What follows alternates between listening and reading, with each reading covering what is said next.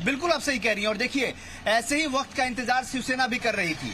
शिवसेना ये चाहती थी कि पहले आप इस्तीफा दे। हो सकता है, देखिए इसमें एक बात और भी है कि आज अगर बैठकों की बात कर ले तो एक तरफ जहां शिवसेना के संजय राउत शरद पवार से मिले, तो वहीं नितिन गडकरी से भी महाराष्ट्र के कई सारे लीडर मुलाकात कर चुके हैं। तो कहीं ना कहीं से ये तमाम कवायदे और कोशिशें, नितिन गडकरी से जब कल पूछा गया कि क्या आप मुख्यमंत्री बनना चाहते हैं, इसलिए तमाम कोशिशें हो रही, तो उन्होंने साफ तौर पर कहा कि मैं दिल्ली में खुश हूं और अपने काम से खुश हूं, मैं दिल्ली ही रहना चाहता हूं, मैं महाराष्ट्र नहीं जाना चाहता हूं। लेकिन कहीं ना कहीं से जो हमारे सोर्सेज बता रहे हैं कि बीजेपी में चेहरे बदलने की भी कवायदे कोशिशें हो रही हैं। ये लगातार कोशिश है कि ये चेहरा बदला जाए, दूसरे चेहरे पे मुहर लगे, और इसीलिए ये तमाम तरह की चीजें हो रही हैं। शिवसेना को भी कहीं ना कहीं से किसी न किसी ने पावर बूस्टअप दे रखा है, बैकअप दे रखा है, जो शिवसेना ये जानते हुए कि वो इस वक्त केंद्र की मजबूत सरकार के खिलाफ अपनी तमाम कोशिशें कर रहे हैं, उसमें अभी तक न अमित शाह जो बीजेपी के सदर हैं या फिर न प्रधानमंत्री वजीर आजम नरेंद्र मोदी से किसी से कोई बात नहीं हो पाई है उद्धव ठाकरे की।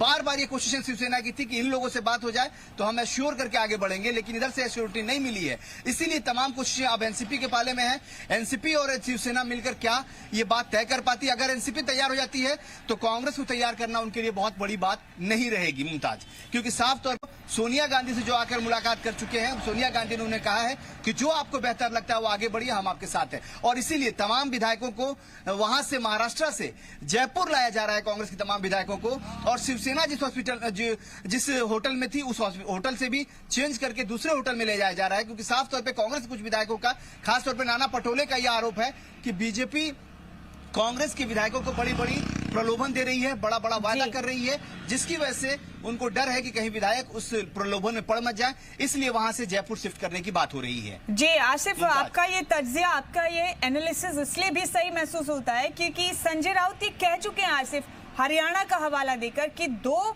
रियासतों में एक साथ इंतखाब हुए, महाराष्ट्र और हरियाणा में बीजेपी बिना इक्तिदार में आए, बिना अक्सरियत में आए सरकार बना चुकी है वहां जेजेपी के साथ मिलकर, जो कि उनकी दुश्मन थी इंतखाब लड़ने के दौरान, और जेजेपी ने भी बीजेपी के खिलाफ इंतखाब लड़ा था। तो कहा ये संजय राउत ने कि मुतबादिल की, सब्स्टिट्यूट्स की कमी नहीं है पॉलिटिक्स में, और ये भी कहा संजय राउत ने कि हम भी राम को मानने वाले हैं तो प्राण जाए पर वचन ना जाए, तो वचन निभाए बीजेपी, 50-50 के फॉर्मूले में कैबिनेट में भी हिस्सा दे, और हमें क्यों नहीं हक होना चाहिए कि हमारा भी सीएमओ। तो सख्त मूड में इस वक्त है शिवसेना भी आसिफ, उलझा दिया है शिवसेना ने। बिल्कुल देखिए, कल रात में हमसे हमारी फोन पे वार्ता हुई जब संजय राउत से, तो साफ तौर पे उन्होंने कहा कि देखिए, हम अपनी बात पे जिस पे कल कायम थे उस पे आज कायम है और उस पे कल भी कायम रहेंगे। साफ तौर पे उनका कहना है कि भाई शिवसेना को एक बार मौका मिला है, और उनके लीडर जो उद्धव ठाकरे हैं, वो इस बार उनके बेटे चुनाव जीत कर आए हैं, तो वो कहीं ना कहीं से वो लोग चाहते हैं कि उनको इस बार मौका मिले और उनको मुख्यमंत्री बनाया जाए। तो साफ तौर पे शिवसेना इसी बात पे लगी हुई है, और संजय राउत लगातार इस कोशिशों को अमली जामा पहनाने की कोशिश कर रहे हैं, क्योंकि शरद पवार से उनकी तीसरी मुलाकात है, और इस दूसरी मुलाकात में वो चाहते हैं कि उनको इस बात की एश्योरिटी मिल जाए शरद पवार से, तो वो आगे बढ़े। लेकिन शरद पवार क्योंकि बहुत माहिर खिलाड़ी रहे हैं महाराष्ट्र के, खासतौर पर, और देश में भी उनका अलग एक ऑरा रहा है, महाराष्ट्र को सबसे बेहतर समझने वालों में से शरद पवार माने जाते हैं, इसलिए वो भी बहुत जल्दीबाजी में नहीं है, बहुत जल्दी में कोई कदम नहीं उठाना चाहते। वो सिक्योरिटी चाहते हैं शिवसेना से कि शिवसेना इस बात की सिक्योरिटी करे कि वो अब बीजेपी के साथ नहीं जाएगी, तभी वो आगे बढ़ेंगे और तब वो कांग्रेस से बात करेंगे। दूसरी तरफ बीजेपी भी वेट एंड वॉच की पॉलिसी में है, क्योंकि अगर आप आज की ही घटनाक्रम को देखें तो अभी भी 24 घंटे का वक्त बाकी था जब देवेंद्र फडणवीस इस्तीफा दे सकते थे, लेकिन आज उन्होंने दिया है। इसका मतलब है कुछ न कुछ नई खिचड़ी पक रही है, नई बातें होनी है। जैसा कि मैंने कहा कि आपको कि जो हमारे सोर्सेज बता रहे हैं कि नए चेहरे पर दांव लगाने की कोशिश करेगी बीजेपी, नए चेहरे को सामने रख के शिवसेना के फेवर की बात कर लें या फिर शिवसेना के साथ जाने की बात कर लें, इस पर भी एक विचार विमर्श चल रहा है। लगातार इसमें सरकार बनाने के कवायदे, चाहे बीजेपी हो या शिवसेना हो या एनसीपी हो, कोशिशें जारी हैं, लेकिन देखना होगा कि आखिर 24 घंटे के बाद कोशिशें क्या अमली जामा पहन पाती हैं। जी आपने ठीक कहा कि अभी 24 घंटे बाद आखिर क्या होगा ये देखने वाली बात होगी। हालांकि एनसीपी सदर ने यह भी कहा है आसिफ कि जो भी बात होगी वो फाइनली खुद उद्धव ठाकरे से होगी, लेकिन ये तमाम कवायद होती है प्रेशर क्रिएट करने की, एक दूसरे पर अपनी शर्तें मनवाने की, ये तमाम दावपेच है सियासत के, जो ये माहिर खिलाड़ी लगातार चल रहे हैं। बहुत शुक्रिया आसिफ आपका ये अहम अपडेट हमारे नाज़रीन तक पहुंचाने के लिए। तो महाराष्ट्र में अभी भी पेच फंसा है कि सरकार आखिर किसकी बनने वाली है। इस बीच बुलेटिन में बढ़ेंगे आगे और कुछ और अहम खबरों का रुख करेंगे। नोटबंदी के 3 साल पूरे होने पर राजधानी लखनऊ में यूपी में यौम सयाह मना रहे एनएसयूआई के कारकुनान पर पुलिस ने लाठीचार्ज किया। रिजर्व बैंक का घेराव करने जा रहे एनएसयूआई के कारकुनान को पुलिस ने रोक लिया। कांग्रेस हेडक्वार्टर से चंद कदम की दूरी पर ही एनएसयूआई कारकुनान की पुलिस से तीखी नोकझोंक हुई।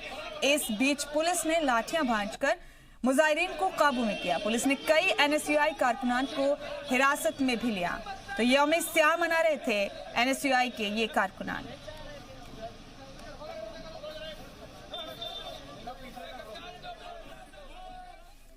और इस बीच एक और अहम खबर आपको बताएंगे कि अयोध्या मामले को लेकर जामिया मिलिया इस्लामिया यूनिवर्सिटी की वीसी ने एक पैगाम जारी किया है। मुल्क में अमन, शांति और सुकून के लिए जामिया बिरादरी से उन्होंने अपील की है। तो अयोध्या फैसले के मद्देनजर ये बेहद अहम अपील की गई है जामिया मिलिया इस्लामिया यूनिवर्सिटी की वाइस चांसलर की जानिब से। अयोध्या मामले को लेकर उन्होंने ये अपील जारी की है और उन्होंने अपने इस पैगाम में कहा है कि मुल्क में अमन, शांति और सुकून के लिए जामिया बिरादरी से अपील की जाती है।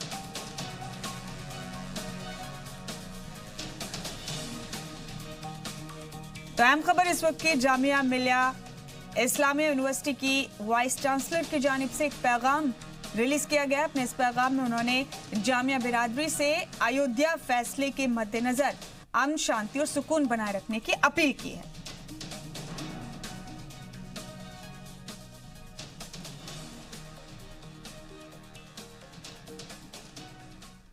तो अयोध्या पर सुप्रीम कोर्ट के फैसले से पहले मरकजी हुकूमत अलर्ट हो गई है। अयोध्या में 4000 इजाफी फोर्स भेजने का फैसला किया गया है। वजारत दाखिला ने यूपी समेत सभी रियासतों को अलर्ट रहने को कहा है। यूपी में पैरामिलिट्री फोर्स 18 नवंबर तक तैनात रहेंगी। 12 असाज जिलों में आरएएफ की 10 कंपनियां तैनात रहेंगी। अयोध्या में ड्रोन से सिक्योरिटी निजाम की निगरानी की जा रही है।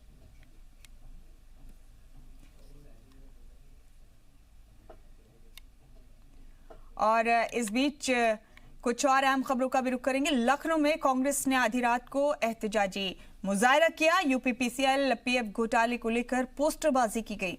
देर रात यूपी कांग्रेस मीडिया महकमे के इंचार्ज राजीव त्यागी ने यूपी सरकार के खिलाफ सवालों के पोस्टर चिपकाए। बिजली हेडक्वार्टर शक्ति भवन की दीवारों पर रियासती कांग्रेस सदर अजय कुमार लल्लू के सवालों के पोस्टर भी चिपकाए गए। इधर समाजवादी पार्टी के सदर अखिलेश यादव ने प्रेस कॉन्फ्रेंस कर मरकजी और रियासती सरकार पर हमला बोला। जहां पार्टी ने नोटबंदी के दौरान पैदा हुए बच्चे खंजाची का जन्मदिन मनाया, वह नोटबंदी और दहशतगर्दों को लेकर सरकार पर हमला बोला। अखिलेश ने इल्जाम लगाते हुए कहा कि नोटबंदी की वजह से बैंक डूब गए हैं। साथ ही अखिलेश यादव ने 2022 में समाजवादी पार्टी की सरकार बनाने का दम भरा। अखिलेश यादव ने इस प्रेस कॉन्फ्रेंस के दौरान मायावती के उस हलफ के लिए भी शुक्रिया कहा जिसमें उन्होंने मुलायम सिंह यादव पर केस दर्ज वापस लेने की बात कही।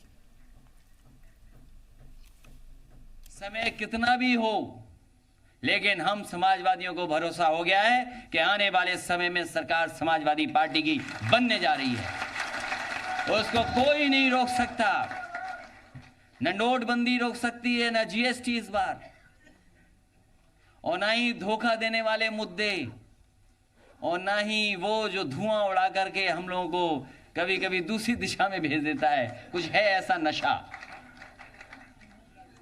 वो भी नहीं गुमराह कर सकता अब तो हमें। मुझे खुशी है और मैं उनको धन्यवाद देना चाहता हूं।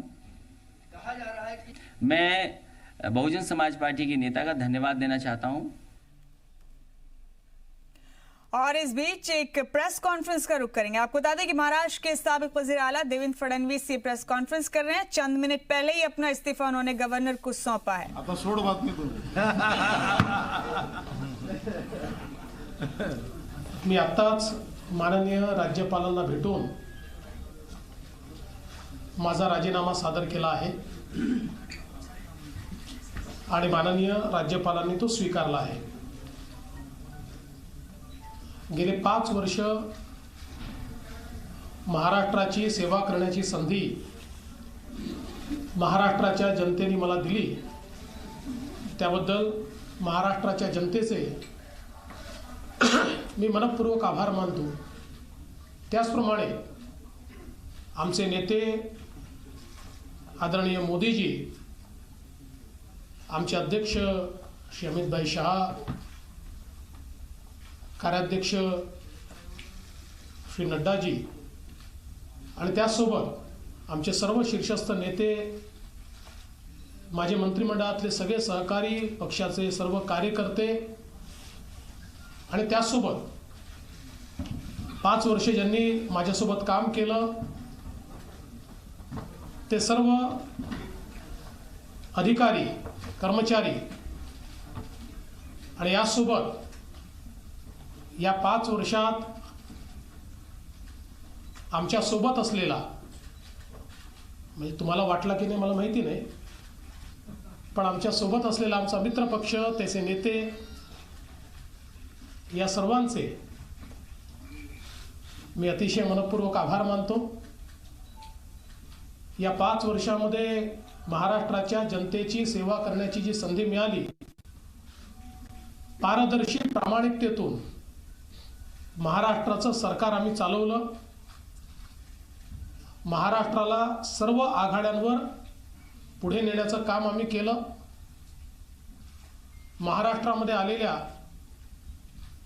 वेगवेगळ्या संकटांचा सामना अत्यंत समर्थपणे केला। विशेषतः गेल्या 5 वर्षांमधली 4 वर्ष ही दुष्काळाची, हे वर्ष अतिवृष्टीचं, आणि त्यामुळे सातत्याने शेतकऱ्यांसमोर जी संकट आली त्यात त्यांच्या पाठीशी उभं राहण्याचं काम हे राज्य सरकारने केलं। एवढंच नव्हे तर जलयुक्त शिवार सारखी योजना असेल की जी महाराष्ट्रातली लोकसहभागाची सर्वात मोठी योजना म्हणून ज्या योजनेकडे आपण पाहतो ती यशस्वीपणे लोकांच्या मदतीतून राबवण्याची संधी आम्हाला मिळाली। महाराष्ट्रामध्ये प्रचंड मोठं इन्फ्रास्ट्रक्चरचं काम, मुख्यमंत्री ग्राम सडक योजना असेल, राष्ट्रीय महामार्ग असतील, मेट्रोची कामं असतील, एअरपोर्टची कामं असतील, रेल्वेची कामं असतील, एक प्रचंड मोठं काम हे या महाराष्ट्रामध्ये आम्ही उभं करू शकलो। विशेषतः महाराष्ट्रासोबतच मुंबईसारख्या महानगरामध्ये ज्या प्रकारच्या इन्फ्रास्ट्रक्चरचं काम या सरकारने सुरू केलं, जेवढे प्रकल्प अनेक वर्षापासून प्रलंबित होते ते सगळे प्रकल्प मार्गी लावून सुरू करण्याचं काम हे या सरकारने या ठिकाणी केलं। त्यामुळे शहर असो, गाव असो, प्रत्येक ठिकाणी गेल्या 5 वर्षात झालेला विकास हा अत्यंत विलक्षण अशा प्रकारचा आहे। हे देखील खरं आहे की अजून महाराष्ट्रासमोरच्या समस्या खूप आहेत आणि त्या 5 वर्षात सगळ्या संपतील अशी कोणाची अपेक्षाही नाही। पण जर आपण तुलना केली तर गेल्या 5 वर्षामध्ये प्रचंड मोठं काम या महाराष्ट्रात झालेलं आपल्यापैकी प्रत्येकालाच त्या ठिकाणी दिसलं असेल आणि त्यामुळेच महाराष्ट्राच्या जनतेने लोकसभेमध्ये प्रचंड बहुमत आम्हाला दिलं। महाराष्ट्रातनं मोठ्या प्रमाणात आमच्या जागा निवडून आल्या आणि विधानसभेमध्ये देखील आम्ही महायुती म्हणून विधानसभेच्या निवडणुकीला सामोरं गेलो। भारतीय जनता पार्टी, शिवसेना, रिपाई, रासप, रयत क्रांती, शिवसंग्राम आणि अजून बरेच पक्ष आमच्या सोबत होते आणि आमच्या महायुतीला लोकांनी संपूर्ण बहुमत त्या ठिकाणी दिलं। 160 पेक्षा जास्त जागा आम्हाला मिळाल्या आणि यासोबत भारतीय जनता पक्ष हा सर्वात मोठा पक्ष 105 जागा घेऊन या ठिकाणी निवडून आला। साधारणपणे हा विजय याकरता मोठा आहे की या निवडणुकीतला आमचा स्ट्राईक रेट हा जवळपास 70% राहिला आहे. म्हणजे लढलेल्या जागांपैकी 70% जागा या लोकांनी आम्हाला दिल्या. आणि त्यामुळे जे काम आम्ही केलं त्या कामाची पावती ही महाराष्ट्राच्या जनतेने आम्हाला दिली. ज्या प्रामाणिकतेनं सरकार चाललं त्याबद्दल पुन्हा आम्हाला जनतेने निवडून दिलं. दुर्दैवाने ज्या दिवशी निवडणुकीचे निकाल आले कदाचित अपेक्षेपेक्षा काही जागा कमी आल्या असतील, परंतु त्यावेळी शिवसेना पक्षप्रमुख माननीय उद्धवजी ठाकरे यांनी जी पहिलीच पत्रकार परिषद घेतली त्या पत्रकार परिषदेमध्येच त्यांनी स्पष्ट केलं की सरकार बनवण्याचे आमचे सगळे मार्ग खुले आहेत. खरं तर तो देखील आम्हाला एक प्रकारचा धक्काच होता, कारण लोकांनी महायुतीला मतदान केलं होतं आणि त्यामुळे आमचे लोक, त्यांचे लोक, मित्रपक्ष हे महायुती म्हणून त्या ठिकाणी निवडून आले होते. आणि असं असताना आमचे सर्व पर्याय खुले आहेत हे त्यांनी का म्हटलं असावं, अशा प्रकारचा एक प्रश्न निश्चितपणे आमच्यासमोर त्या ठिकाणी आला. मी मात्र पहिल्याच पत्रकार परिषदेत हे स्पष्ट केलं होतं की आम्ही महायुतीचंच सरकार तयार करू. आणि मी माननीय उद्धवजींचे आणि शिवसेनेचे आभार देखील पहिल्याच पत्रकार परिषदेमध्ये मांडले होते. दुर्दैवाने आपण सगळ्यांनी बघितलं असेल, गेले 15 दिवस ज्या प्रकारची वक्तव्य या महाराष्ट्रामध्ये माध्यमातनं आपल्याला पाहायला मिळाली. खरं तर 2.5 वर्षाचा जो काही विषय आहे, मी आजही अत्यंत स्पष्टपणे हे सांगतो, माझ्या समोर कधीही 2.5 वर्षाच्या विषयावर निर्णय झालेला नव्हता. किंबहुना 2.5 वर्षाच्या विषयावर एकदा आमची बोलणी फिसकटून आम्ही ती थांबवली होती आणि त्यानंतर पुन्हा एकदा बोलणी झाली आणि त्या बोलणीमध्ये माझ्या समोर कधीही 2.5 वर्षाचा जो विषय आहे त्याचा निर्णय झाला नव्हता. आणि म्हणूनच मी दिवाळीच्या वेळी ज्यावेळेस अनौपचारिक चर्चा करत होतो त्यावेळेस हे स्पष्टपणे सांगितलं की माझ्या समोर या प्रकारचा निर्णय झालेला नाही. तथापि तो उद्धवजींमध्ये आणि आमचे अध्यक्ष अमितभाई शहांमध्ये झाला असेल तर तो त्या दोघांनाच माहिती आहे, त्याची मला कल्पना नाही. मी त्यानंतर माननीय राष्ट्रीय अध्यक्षांना विचारलं, माननीय गडकरी साहेबांनी देखील त्यांना विचारलं. त्यांनी सांगितलं की या संदर्भात मी कुठलाही शब्द दिला नाही, या संदर्भात निर्णय झाला नव्हता. त्यामुळे भारतीय जनता पक्षाने जी भूमिका मांडली ती प्रामाणिकपणे मांडली. कोणाला खोटं ठरवण्याकरता, काही चुकीचं सांगण्याकरता ही मांडलेली भूमिका नाही. मला असं वाटतं की या संदर्भात जे काही गैरसमज झाले असतील तर ते आपापसातल्या चर्चेतनं संपवणं सहज शक्य होतं. परंतु आम्ही चर्चाच करणार नाही अशा प्रकारची भूमिका ज्यावेळेस घेण्यात आली आणि त्याहीपेक्षा गेली 5 वर्ष सातत्याने माननीय उद्धवजींशी माझे अतिशय जवळचे संबंध राहिले आहेत, ते भविष्यात देखील राहतील.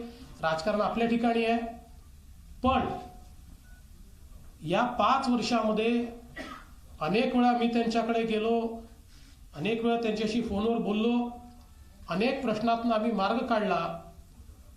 परंतु मी स्वतः माननीय उद्धवजींना फोन केले पण त्यांनी ते घेतले नाहीत. त्यामुळे आम्ही जे सांगितलं चर्चा आम्ही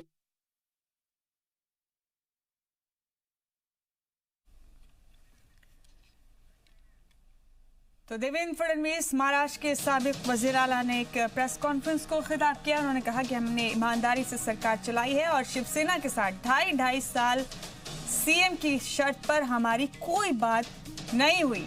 बता दें आपको कि शिवसेना 50-50 के फॉर्मूले पर बाजिद है और इस बीच साबिक वजीर आला देवेंद्र फडणवीस ने ये साफ किया है प्रेस कॉन्फ्रेंस में कि शिवसेना से उनकी ढाई साल वजीर आला ओहदे की शर्त पर कोई बातचीत नहीं हुई है. तो अब से थोड़ी ही देर पहले अपना इस्तीफा सौंपा है गवर्नर भगत सिंह कोश्यारी को देवेंद्र फडणवीस ने और इसके साथ ही अब साबिक वजीर आला देवेंद्र फडणवीस ने एक प्रेस कॉन्फ्रेंस के जरिए तस्वीर साफ करने की कोशिश की. जो बातचीत शिवसेना से बीजेपी की हुई है वो साफ करने की कोशिश की. उन्होंने कहा कि बीजेपी के सदर अमित शाह ने कहा है कि 2.5 साल का कोई वादा हमने शिवसेना से नहीं किया था. हमने 5 साल ईमानदारी से सरकार चलाई, लेकिन 2.5 साल शिवसेना से हमारी किसी किस्म की साझेदारी की कोई बात नहीं हुई.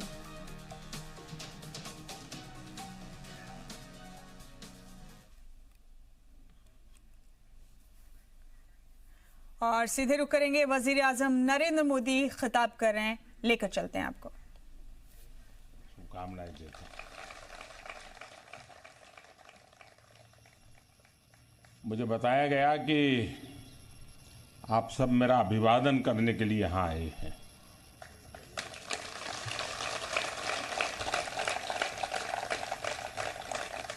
हकीकत यह है कि मुझे आपका अभिवादन करना चाहिए और मुझे आपका अभिवादन इसलिए करना चाहिए क्योंकि आप में से अनेकों का जन्म ही जिसे गैर कानूनी कहा जाता है ऐसी कॉलोनी में हुआ.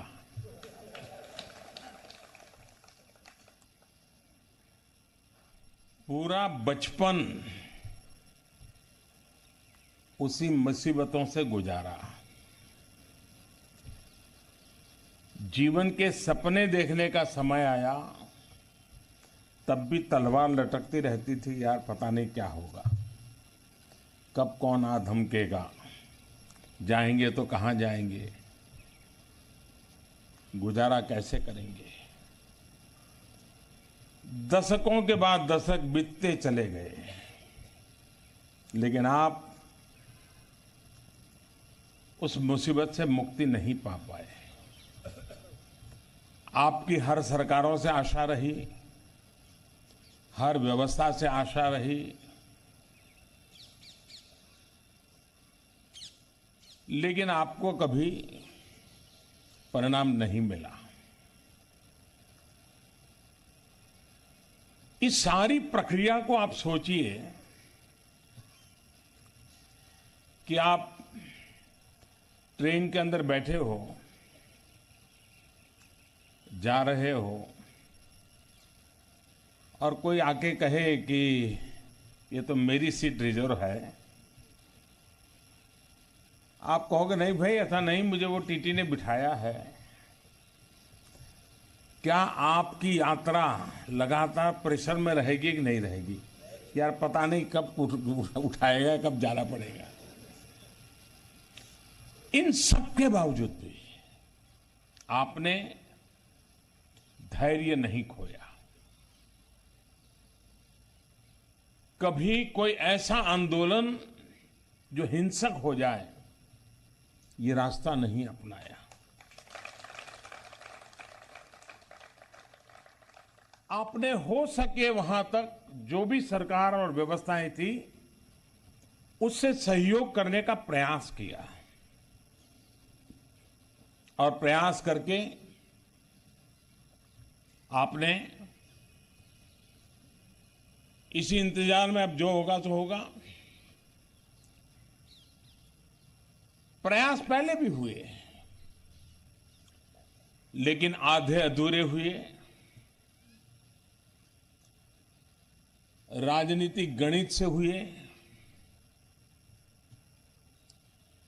ये करेंगे तो वोट बैंक संभलेगी, ये नहीं करेंगे तो वोट बैंक नहीं संभलेगी, इसी के इर्द गिर्द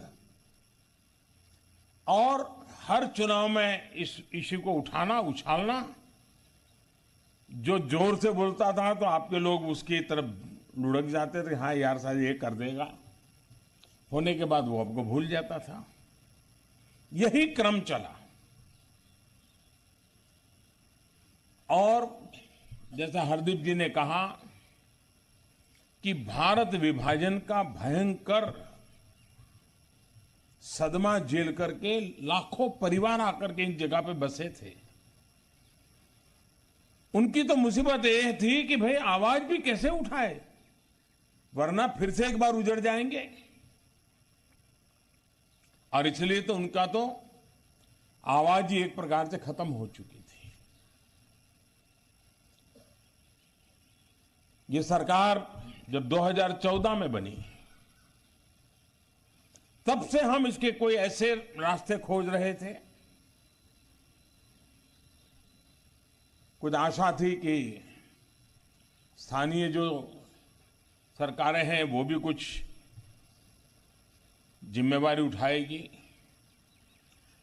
लेकिन सारे प्रयास, सारे